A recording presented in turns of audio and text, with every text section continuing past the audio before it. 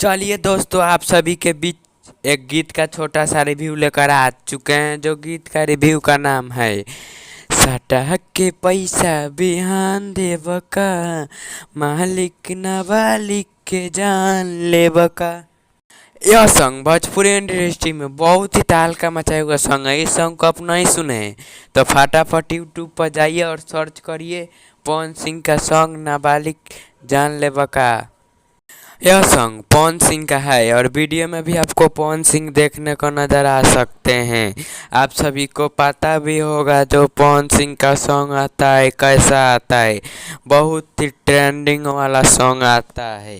यह सॉन्ग का नाम है साटा के पैसा बिहान देव का, मालिक ना बालिक के जान ले बका।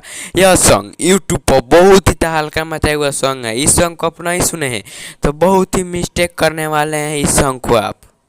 इस वीडियो में हम अभी बताने वाले हैं कि जितने भी गीत आते हैं पहले मेरे ही चैनल से अपडेट होते हैं, इसीलिए कहते हैं आप मेरे चैनल पे नए हैं तो जल्द से जल्द A to Z Bhojpuri official पर जाएं और लाइक और सब्सक्राइब करें कि अगले न्यू वीडियो आपके पास ज़रूर जाए।